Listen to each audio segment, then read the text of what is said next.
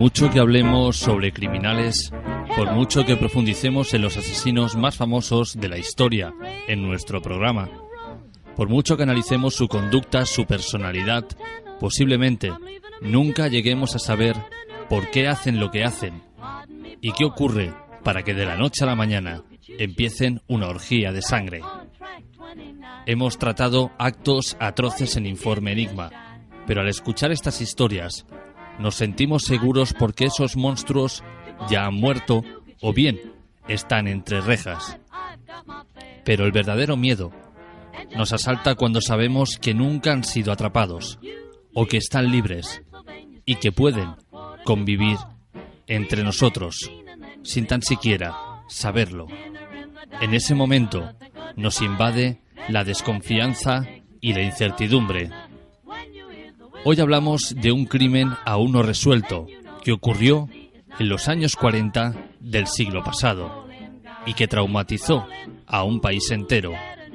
Esta noche hablamos de Elizabeth Short, la víctima de un brutal y macabro asesinato, sin un culpable a día de hoy. La mañana del 15 de enero de 1947, una joven madre pasaba junto a un solar cerca del centro de Los Ángeles. En una zanja vio algo que le pareció el maniquí de unos grandes almacenes. Era la víctima de uno de los asesinatos más brutales de la historia de Hollywood. Lo que atrae realmente a la gente es el cadáver. La foto del cadáver que tiene en mente, sin sangre, desangrado, como si hubiese pasado por allí un vampiro. La víctima era Elizabeth Short. Había llegado a Hollywood para ser una estrella. Su apodo, Dalia Negra, se debía a la costumbre de Elizabeth de vestir de negro y adornarse el pelo con flores. La joven de 22 años era extrovertida y hermosa, una combinación que tal vez acabaría causando su desgracia. No era una prostituta, como cree la gente. Tenía citas por cenas, que era algo que muchas mujeres hacían en los años 40. Tenían citas para poder comer. Era una mujer que intentaba sobrevivir en una época muy difícil, en una situación muy difícil. Puede que viviese del cuento, pero no merecía morir como murió. Desde el principio, la policía de Los Ángeles se vio desbordada. La Dalia Negra ocurrió en los albores de la investigación de los escenarios del crimen. Y todo estaba en pañales. No tenemos ni idea de si se trasladó el cadáver, de si se tocó algo. Hubo mucha gente que pasó por el escenario del crimen y que alteró posibles pruebas que pudiera haber habido. El cuerpo mutilado de Elizabeth contaba una historia espantosa. El asesino había colocado el cadáver sobre una serie de tablas encima de una bañera. Los tobillos estaban atados entre sí y las manos habían sido atadas a los grifos de la bañera. La chica no estaba totalmente muerta cuando empezó a cortar su cuerpo a la mitad. Esta noche abrimos de nuevo las puertas de Informe Enigma a nuestro ya compañero Iván Maurín. Buenas noches, Iván. Hola, buenas noches, Jorge. ¿Cómo te encuentras, compañero? Bien, bien. Una vez más aquí en el programa hablando de un crimen más sin resolver, como normalmente parece que estamos hablando, ¿no?, últimamente. Bueno, sé de sobra que te gusta mucho más hablar de Crónica Negra que de los Warren. Bueno, sí, sí que es verdad, quizás pues por mi faceta de criminólogo, ¿no?, que el ahondar sobre todo en muchos de estos crímenes que, como bien he dicho, son desconocidos y que además hay también mucha desinformación, ¿no? Por ejemplo, en este caso de la Dalia Negra se ha mitificado mucho por todas las versiones que han ido surgiendo, sobre todo en la literatura y en el cine. Pero aún así sigue siendo una historia truculenta, con muchas lagunas y sobre todo una malísima investigación. Iván, si te parece, vamos a dar un salto atrás en el tiempo y vayamos al día en el que... Bueno, no, vamos a ir aún más atrás. Háblanos sobre quién era Elizabeth Short. Elizabeth Short era una joven nacida el 29 de julio de 1924 en Boston, Massachusetts, en una familia acomodada, con 3 hermanas, la familia regentaba un minigolf vivían en una casa muy grande, ya digo, llevaban una muy buena vida hasta que llega la Gran Depresión en 1929. En ese momento su padre, Cleo Short, se suicida, que en realidad no se suicida, finge un suicidio para poder también, además de librarse de ciertas deudas, librarse de la familia, de su mujer y de sus 4 hijas. Y bueno, y quedan en manos de Phoebe Short, de la madre, que se ve que era bastante estricta con ellas. Se desconoce mucho de la vida privada de Elizabeth Short.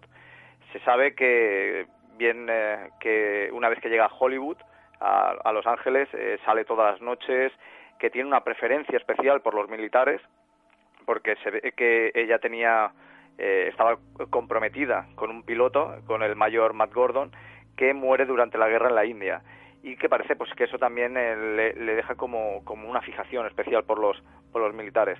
Además, pues siempre iba impecable a la hora de vestir y de ir a este tipo de eventos, es decir, pues vestida de negro, posiblemente como símbolo también de luto hacia esta pareja que perdió y que le marcó tanto. Se dice que también perdió un hijo, y uno de los datos curiosos es que para una persona que iba siempre tan impoluta, tan arreglada, se ve que tenía muy descuidadas las uñas, se ve que muy mordisqueadas, que era un signo de nerviosismo, y según parece, ella temía bastante a una persona que parece ser que era un exnovio.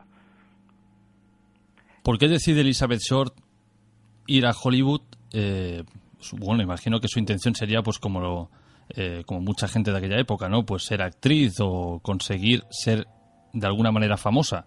Pues mira, esa es una de las versiones que comentaba al principio, de que sobre todo la literatura y el cine ha jugado mucho, ¿no? Con la causa con la que Elizabeth marchó a Los Ángeles.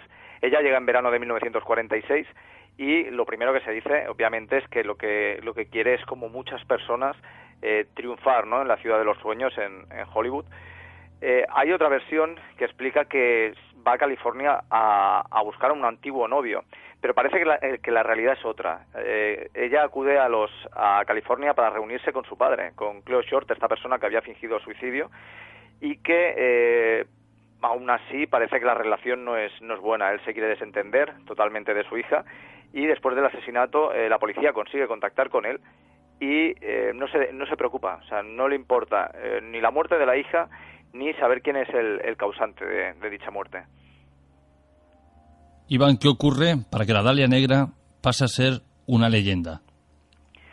Pues pasa a ser una leyenda precisamente porque por esta curiosidad, ¿no? de crimen, de un crimen además que está muy escenificado, o sea, totalmente ya se nota que hay una intencionalidad en el crimen por cómo se encuentra, ¿no?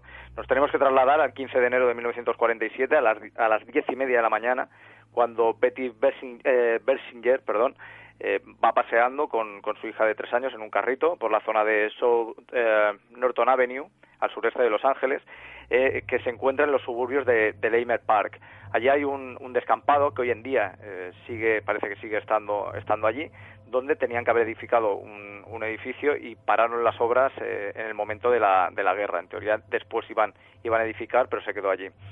Es justo entre la calle 39 y Coliseum Street, en este descampado, que pues parece ver algo entre la hierba. Al principio piensa que es un maniquí, porque además como está en 2 partes, o sea, está seccionado, y la piel es muy blanca, en contraste además con ese pelo tan negro, hasta que se acerca, sobre todo porque parece que está rodeado de moscas. Entonces es cuando ve este cuerpo mutilado y corre a llamar a la policía. Lo primero que hace es ir a la primera casa que encuentra, que está totalmente vacía, y en la segunda resulta que es la residencia de un médico. Llama, pero está tan nerviosa que no consigue dar su nombre. Entonces la policía piensa que va un coche de patrulla, pero lo consideran un 390, que es una llamada de un posible borracho. En el mismo momento que llega la policía, llega también los periodistas, porque los periodistas lo que tienen pinchada es la banda de radio de la policía, y entonces suelen acudir a estos tipos de casos por si realmente sacan algo. Y entonces encuentran esta escena tan grotesca, y que lamentablemente, precisamente por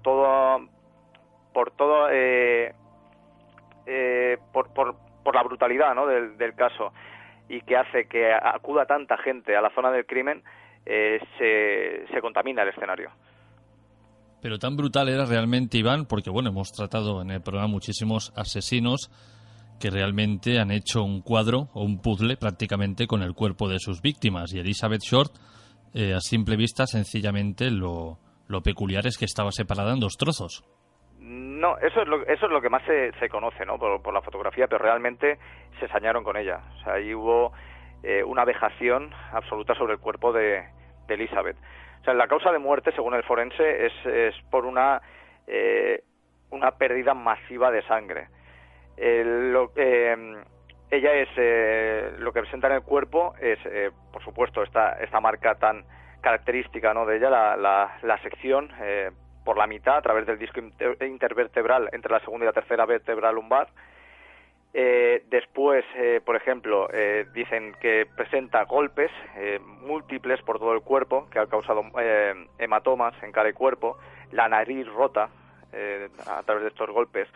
Después, un corte muy característico en la boca, que recuerda a lo que llaman la sonrisa de Glasgow, un corte de 8 centímetros, que va desde la oreja a la comisura de los labios y que parece una sonrisa. O sea, si el oyente ha visto, por ejemplo, la película El Caballero Oscuro, el Joker aparece con un corte que le produce esa sonrisa. Esto sería algo parecido, ¿no?, pero incluso más grotesco porque la herida está abierta. Después tiene el pecho derecho seccionado y además una porción de la pierna izquierda, de la pierna izquierda, por encima de la rodilla también ha sido extirpada, y además hay varias laceraciones alrededor de la zona púbica. En el estómago contiene materia fecal digerida, no se sabe si de ella o de otra persona. Parte de la piel esta que ha sido extraída fue introducida en el ano y en la vagina, o sea, además había muestras de violación. Luego también tenía marcas en el cuello, las muñecas y los tobillos que eran el síntoma de haber sido atada durante un periodo de tiempo corto, de unas horas. Después, otra de las características es que fue drenada de sangre completamente. O sea, a la zona del crimen no llegó nada de sangre. En el cuerpo habían quemaduras de cigarrillos. El pezón izquierdo también fue cortado.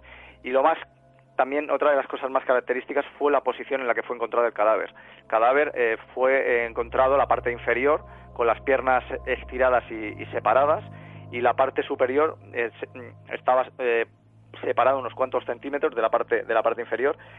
Se muestra con los brazos alzados por encima de la cabeza. Todo lo que pinta es una vejación, un acto misógeno hacia este cuerpo. Realmente no sabíamos tantos detalles como tú nos acabas de dar, entonces sí que es un crimen realmente peculiar. Iván, sí. 2 preguntas. La primera, ¿crees que tú, como criminólogo, la persona que cometió este crimen tenía algo personal contra Elizabeth Short? Y la segunda pregunta es, ¿por qué la llamaban la Dalia Negra? Pues sí que puede ser que tuviera algo contra esta persona, ¿no? Además hay que pensar que en 1947 en Los Ángeles hay 15 homicidios que no son resueltos. Uno de ellos es el de la Dalia. O sea que también podría interpretarse, ¿no?, quizás un asesino en serie. Lo que pasa en aquella época no se pensaba en los asesinos en serie, sino más en un crimen, pues eso, ¿no?, como un crimen puntual. Pero sí que podría ser ese ensañamiento. No es muy normal, la verdad. Pero habría que conocer muchos más datos para poderlo verlo así. El motivo por el que se le llama la Dalia Negra es porque ella tenía esa predilección, ¿no?, por ir vestida de negro, con el cabello teñido de ese color, ¿no?, un negro muy muy profundo, y porque en la época en que acuñan este nombre, en 1946, se estrena una película que se llama La Dalia Azul, de George Marshall, y de ahí le pusieron el nombre. Hay un error que se suele cometer, que piensan que el reportero Bebo Means acuña este nombre, ¿no? Y realmente no es así, el nombre viene de antes. Es más, en la prensa, en los crímenes antes de que se llamaran el asesinato de la Dalia Negra, se le puso 3 nombres, ¿no? El asesinato de la Gardenia Blanca, el asesinato del Hibisco Rojo y el asesinato del Hombre Lobo. ¿El asesinato del Hombre Lobo, has dicho? Sí, del Hombre Lobo, por la brutalidad del caso. Curiosa la imaginación de la gente. Sí. Iván, ¿crees que en el momento que se cometió este crimen tan atroz, ella estaba viva? Sí, estuvo viva por lo menos en parte de la tortura que sufrió. Lo que pasa es que, claro, sucede que dicen que no se le vio desde el 9 de enero hasta el momento de que se encontró el cadáver. Esto parece que no es así. Claro, se pensaba que posiblemente había sido porque había sido secuestrada, pero es que surgió un testigo que el día de antes había hablado con ella y que por lo tanto pues parecía que estaba viva, ¿no? El día anterior, o sea que fue en el plazo de unas horas, dentro de las ni las 24 horas del día anterior que fue cometido el crimen. ¿Por qué se dice que la Dalia Negra era, ya abro comillas, una mujer de la calle? Pues porque despertaba el morbo a la prensa. Después de la muerte de la Dalia, porque sí que se sabe, ¿no?, que era una mujer realmente atractiva, además solamente hay que ver las fotografías, que se le veía mucho en estas fiestas nocturnas, pero para despertar el morbo del lector surgieron muchísimas teorías, ¿no?, sobre la vida de esta mujer, porque ya digo que era una vida muy privada, que fuera de los momentos estos que se veían en las fiestas no se conocía absolutamente nada de ella, y se dice que era prostituta, que no había desarrollado los genitales correctamente, que era una lesbiana que frecuentaba los bajos fondos y que había sido asesinada por su amante, que había sido actriz en películas porno, que había estado embarazada, que frecuentaba malas compañías, que podía ser, ¿no?, cuando acudes a ciertos sitios y que pueden, ¿no?, y que incluso pudo ser asesinada por la multitud. O sea, que imagínate, pues lo que decimos, ¿no?, la prensa como a veces, pues, sobre todo en aquella época, época era brutal lo que se podía hacer para intentar vender un buen artículo, como fue el caso de Elizabeth Short, que llegó a ser, durante 10 semanas, ocupaba la primera página, ¿no?, de muchos diarios. Y eso que realmente ella no era conocida, o sea, se hizo famosa en el momento de su crimen. Sí, es que realmente no era conocida. Por ejemplo, uno de los trabajos que también, si le damos más la vuelta, ¿no?, y que se llegó a decir que tal vez había sido eso lo que le había causado algún tipo de maleficio, es que fue imagen publicitaria de uno de los edificios más considerados más malditos de Los Ángeles, que es el Hotel Cecil. Este hotel donde en 2013 desapareció una chica, Lisa Lam, y que además seguro que el oyente ha visto las imágenes de una chica en un ascensor y que gesticula de una manera rara y que al final aparece en el depósito de agua, que han habido multitud de suicidios, asesinatos, que ha alojado a 2 asesinos en serie, uno siendo Richard Ramírez, el acechador nocturno, y fue imagen publicitaria del Cecil, pero realmente no tuvo ningún trabajo que destacara. Bueno, siendo imagen publicitaria del Cecil, pues ya algo conocida, poco, pero algo lo era. Algo, pero bueno, sería un anuncio publicitario como puede ser ahora, yo que sé, uno de tantos que podemos ver en televisión. Con tantas teorías sobre la mesa, sabiendo el final de Elizabeth Short, vamos a hablar de otras teorías o de otras hipótesis. ¿Qué se supone, o cuentan las fuentes oficiales, que fue lo que ocurrió para que Elizabeth Short acabara de esta manera? Bueno, a ver, Elizabeth Short, o sea, ya lo primero que hacen en la investigación es que llega al depósito de cadáveres como Jane Doe número 1. Cuando un cadáver en los Estados Unidos no tiene identificación, si es mujer se le llama Jane Doe, si es hombre se le llama John Doe, hasta el momento en que pueda ser identificado, ¿no? En muchos casos, pues lamentablemente no puede ser así. Lo primero que se supone es que se trata realmente de un delito sexual y entonces lo que hacen es investigarlo como si fuera tal. Ese ya es uno de los errores que cometen, además de la contaminación, ¿no?, de la escena, el permitir que tanto periodistas como curiosos como la propia policía pisoteen las pruebas y hagan lo que les da la realísima gana. El doctor Frederick Newbar, que es el forense, es el que directamente dice que el asesinato se produce pues dentro de las 24 horas anteriores, es decir, el 14 de enero.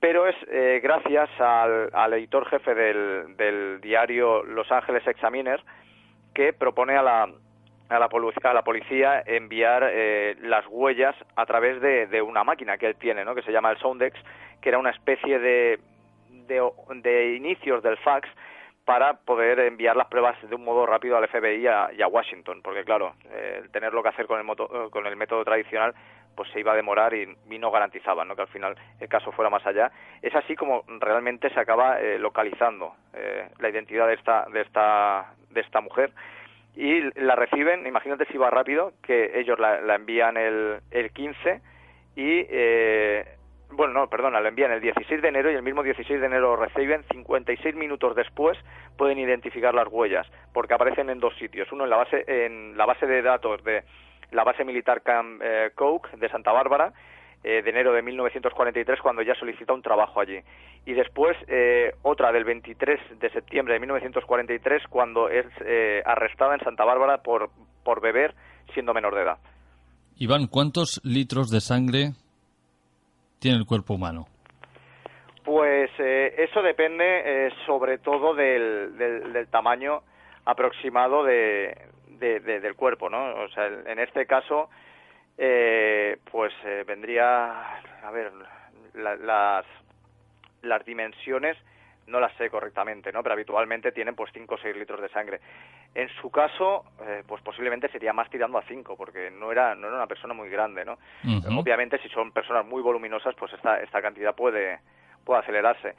Pero bueno, para hacer un trabajo con la precisión que se hizo, como bien dijo el forense que investigó el caso, tenías que tener conocimientos anatómicos y ser un cirujano realmente bueno para hacer los cortes como se hicieron.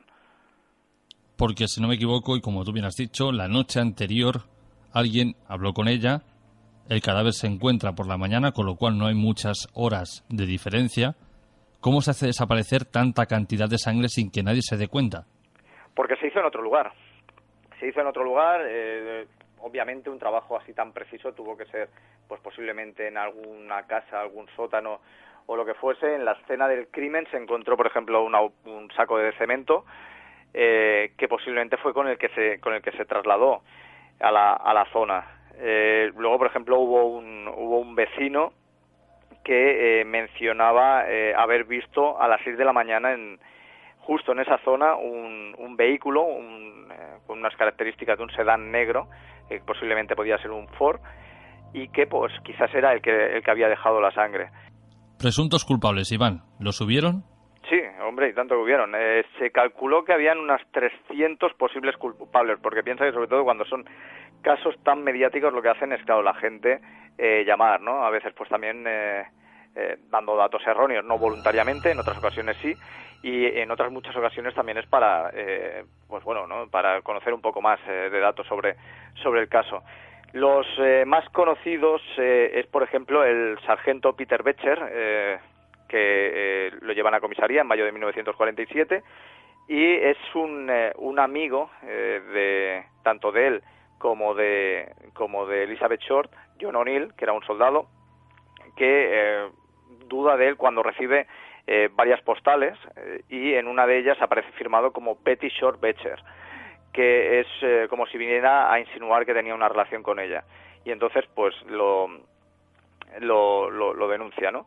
Luego hay otro caso, el de Robert Manley. Robert Manley es un empresario de club nocturno, y él se somete al polígrafo, además bajo los efectos del pentotal sódico, del suero de la verdad, y explica que que a ella la ve en una esquina, que va a hablar con ella porque, claro, piensa que es una prostituta, y la coge con el coche y la acerca hasta un hotel, ¿no? El Hotel Biltmore, donde ella parece que ha quedado con alguien en la recepción, ¿no?, para reunirse.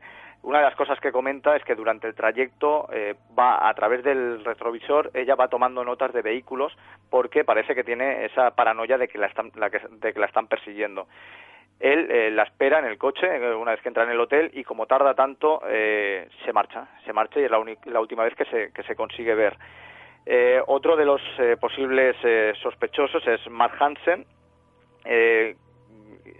donde Elizabeth Short, ella vivió en la casa del empresario. Este es otro empresario de clubs nocturnos que lo que hacía era alquilar habitaciones a chicas para que hicieran espectáculos, ¿no?, dentro del club nocturno, y ella se hospedó varias veces en 1946. Este hombre fue investigado hasta 1951. Otro caso es el doctor Walter Alonso Bailey, que este es el periodista Larry Harnich del LA Times, quien cree que puede ser posiblemente uno de los culpables con más papeletas, ¿no? Porque es un médico que está afectado por encefalomalacia, y que esto lo que hace es que el cerebro se encoja. Este hombre tenía una hija que era muy amiga de una de las hermanas de Elizabeth Short, de Virginia Short, y es el escritor James Ellroy el que en uno de sus libros cree que es este hombre posiblemente el culpable de los crímenes. Otro es Jack Anderson Wilson, que también aparece como posible sospechoso a través de un libro de 1994, Severed, de John Gilmore, y que creen que es por una ofensa que hizo Elizabeth Short hacia este hombre. Después está Leslie Dillon. Este es un falso acusado, quien lanza la acusación es un asistente forense de Florida, y al no ser cierto, el propio Dillon es el que lo demanda. Pero hay un caso que es mucho más amplio, que salió a la luz en 2003, donde el culpable sí que posiblemente parece que este sí que tiene todas las papeletas de ser. Parece que nos encontramos ante un Jack el Destripador del siglo XX, o sea, demasiados nombres, demasiadas especulaciones, una carnicería realmente atroz, pero sin un culpable físico. Sí, es que sin un culpable físico. Este posible autor del crimen surge en 2003 en un libro, en Black Dahlia Avengers, y su autor es Steve Hodel. Este es un antiguo policía retirado de Los Ángeles y que en el libro lo que narra es que posiblemente fue su padre el que cometió el crimen. Él es una de las personas que defienden que no desapareció una semana antes, como se quiso decir, aportando el testimonio de 14 testigos que parece que estos sí que fueron fiables.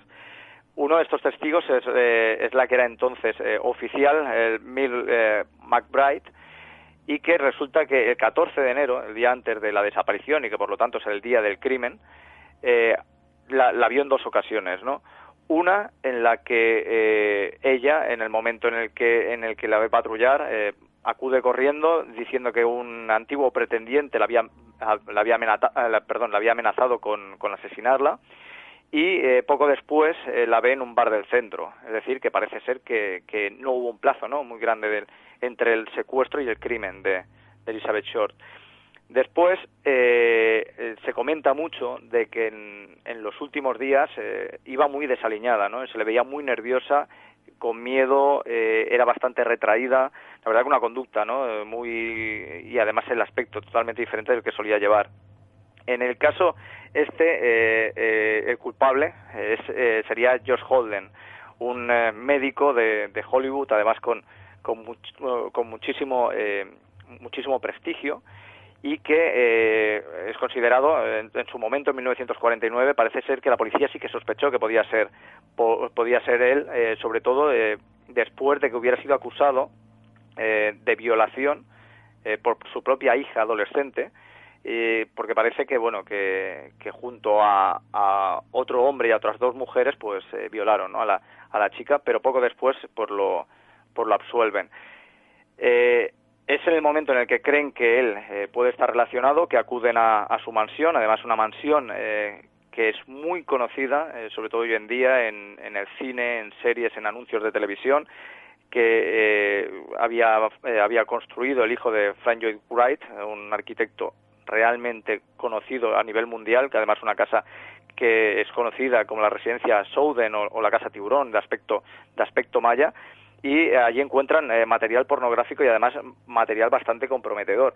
Lo que pasa es que resulta que este hombre parece que también participaba en abortos clandestinos, y era algo que no interesaba destapar. Tanto a la policía, que parecía que lo ocultaba bajo mano, es decir, pagándole una suma de dinero bastante generosa, como también por las personas, ¿no?, que acudían, por ejemplo, a estos abortos, es decir, pues gente con mucha repercusión dentro de Hollywood y que no interesaba que se destapara. Si fue este médico el que acabó con la vida de Elizabeth Short, ¿por qué lo hizo? ¿Por qué lo hizo? Pues se acaba no se conoce bien, ¿no? Las pruebas que él aporta es que, por ejemplo, en enero de 1947 él se puso a hacer obras en casa y compró varias bolsas de cemento y que podían ser una de estas bolsas la que trasladó a esta persona. Después tenía un coche que cumplía mucho con el aspecto de este vecino que había denunciado el haber visto un sedán negro, y él tenía un Ford Sedán del 36. Después se ve que en el momento en que se cometió el crimen él estaba solo. Tanto él, su mujer como los hijos se habían ido a la ciudad, y entonces podía haber cometido perfectamente el crimen en casa. Luego la postura que se encuentra Steve Holden, el autor del libro, dice que le recuerda muchísimo al cuadro El Minotauro del autor surrealista Man Ray, y Man Ray era un amigo muy cercano del Dr. Holden. Y hay pues este tipo de pruebas. Lo que pasa que es lo que decimos, la policía no quiso indagar más, y posiblemente era por este motivo de corrupción policial y de este tipo de actos ilegales de abortos que hacía también bajo mano en la casa. Hablando de corrupción policial, Iván, ¿qué errores se cometieron en la investigación de la Dalia Negra? Pues el error principal fue el de contaminar la escena del crimen. La escena tenían que haberla protegido lo máximo posible y no se hizo. O sea, se permitió que la prensa pisoteara perfectamente, ya no solamente los curiosos y la propia policía, sino la prensa pisoteara. En aquella época, tanto no es como ahora, ¿no?, que hay este rifirrafe entre prensa y policía. En aquella trabajaban casi mano a mano, y más que nada porque también la prensa pagaba a la policía en muchas ocasiones para que informaran. Y es más, o sea, la prensa en muchas ocasiones también se adelantaban a la hora de explicar ciertos detalles del crimen que no hacía la policía. Y ese fue uno de los primeros errores. El segundo error fue el querer investigarlo solamente como un delito sexual y el no creerse ciertos testimonios que parecía que sí que eran reales y que se sostenían. Iván, y para ir terminando, tú, con todo lo que has leído, con todos los sospechosos que has mencionado, ¿quién crees que sería el autor del crimen? Pues si me baso en todos los testimonios que he podido leer, en los posibles sospechosos que también se han ido dando a conocer, quizás sí que me quedaba con George Hodel, con este doctor. Pero claro, ¿cuál es el problema también de ciertos libros y sobre todo de ciertos temas que se hablaron sobre el caso en la época? Es que se falseó muchísimo para llamar la atención, ¿no? Entonces tampoco no sabemos realmente hasta qué punto en este caso pudo ser real. Sí que es cierto que Steve Hodel, el autor del libro, menciona que en el 99 le llamó la atención que, revisando unos álbumes familiares, encontró una fotografía de su padre con una mujer que cumplía totalmente con los rasgos de Elizabeth Short, y fue lo que le llamó la atención, ¿no? Podía ser. Además se dice que George Hodel era propenso a la prostitución. Además, pues este delito, ¿no?, que tenía pendiente sobre la violación de la hija y que salió impune en el caso, pues quizás sí que podía ser. Además también se decía que era un hombre muy frío y que además con los conocimientos que tenía de cirugía, pues podía ser que hubiera sido el autor. Porque Iván, ¿nunca se sospechó de nadie de la familia de Elizabeth, por ejemplo, de su padre? De su padre sí, su padre fue uno de los motivos por el que se le interrogó, pero quedó descartado como sospechoso y ya está, porque el resto de la familia vivían fuera, no vivían en Los Ángeles, y entonces no hubo, ¿no? Sí que se buscó a gente cercana, porque claro, parecía pues eso, ¿no?, como se demostró un crimen muy muy íntimo, ¿no?, y además muy brutal, pero no se pudo saber. no se pudo saber y seguramente pues pasará la historia con un gran interrogante. Yo creo que nunca sabremos quién fue el asesino de Elizabeth Short, por mucho que se especule. Como tú bien has dicho, ha salido un nombre en un libro. ¿Quién dice que esa historia no está engordada, no está adornada, sencillamente pues para lo de siempre, ¿no? Vender y ganar una gran cantidad de dinero con ello. Sí, no, además hay libros donde al final los autores reconocieron que habían modificado parte de la historia precisamente para hacerla más atractiva.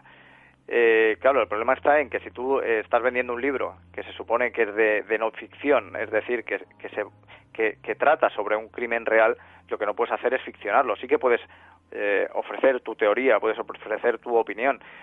Los testigos que tú crees que van más encabezados a lo que tú crees que puede estar ocurriendo, pero eso no significa que realmente sea lo correcto. O sea, quizás pues es una teoría más. El problema es ese, cuando tú eres el propio autor y estás reconociendo que has modificado ciertas cosas del libro para que resulte más atractivo de cara al lector. Eso es quizás pues uno de los mayores errores. Porque eso realmente sí que es terrible, ¿verdad? Que los crímenes, que la muerte, en cierta manera, que los asesinatos sean atractivos para la gente. Sí, pero en el fondo es lo que despierta el morbo, ¿no? O sea, simplemente tienes que ver, por ejemplo, en los canales de televisión estadounidenses, todos los programas que hay relacionados con el crimen. Crímenes en la red, etcétera, y tienen muchísima audiencia. Cuando hay tanto productos, porque realmente hay mucha audiencia y despierta el morbo, ¿no? En este tipo de casos. Además, también por el hecho de que pensamos que nosotros en parte somos ajenos a esto, es decir, que no nos va a ocurrir nunca, cuando realmente no sabes lo que te puede pasar ese mismo día o al día siguiente. ¿Crees, Iván, que si el asesino de Elizabeth Short fuera conocido, si ya supiéramos quién fuera, ella se habría hecho tan famosa? Yo creo que seguiría siendo famosa por la brutalidad y sobre todo por la época. Estamos hablando de que eran los años 40, estaba la guerra ahí, que había finalizado, en ese momento ya estaba en las últimas ascuas, ¿no? de la guerra, y realmente pues fue muy llamativo. O sea, estamos hablando de que Hollywood y Los Ángeles estaba considerado una tierra de esperanza, es decir, la gente acudía intentando pues eso, ganar fama, ganar prestigio, ganar dinero, ser actor, ser director, etcétera, y la gran mayoría de los casos era pues era solo eso, ¿no? Un sueño que al final no se cumplía, y entonces que una zona así, que incluso hoy en día sigue teniendo una criminalidad brutal, te encuentres pues con barbaridades de este tipo, pues llamó mucho, ¿no?, la atención. Luego, independientemente también todo lo referente, ¿no?, al caso, porque hay una cosa que no he mencionado, y es que el criminal lo que hizo fue enviar unas cartas a la prensa. Esto es algo habitual, ¿no?, en muchos asesinos en serie. Simplemente lo que hablamos en programas anteriores con el asesino del hacha de Nueva Orleans, Jack el Destripador, etcétera. Pero hubo una carta que se envió al diario Examiner y a otros, y también para que llegara a otros diarios, sellada el 24 de enero, y que el contenido aparecía hecho con letras de revistas, es decir, un collage, y que decía: aquí, pertenencias de la Dalia, carta a seguir. En el interior del sobre, que había sido lavado con gasolina para poder borrar huellas, se encontró la tarjeta de la Seguridad Social de Elizabeth Short, la libreta de direcciones, el acta de nacimiento y unas fotografías. O sea que en este caso sí que podía haber sido una carta real del asesino. Después surgieron nuevas cartas que se supo que había sido, además de bromas de personas que no pertenecían a los diarios, habían sido cartas generadas por los propios diarios para seguir llamando la atención al público. Iván, ¿crees que un asesino aterroriza más a la población cuando no sabemos quién es? Obviamente sí. Tú, en el momento en que el asesino sabes que ha muerto o ha sido detenido, tienes una cierta tranquilidad, ¿no?, por decirlo así, porque esa persona ya ha sido detenida y se supone que no va a ocurrir, ¿no?, otro crimen de estas características, cuando eso no es así, porque hay más personas fuera que pueden cometerlo perfectamente, o puede ser algo mucho peor. Pero sí que te da una cierta tranquilidad.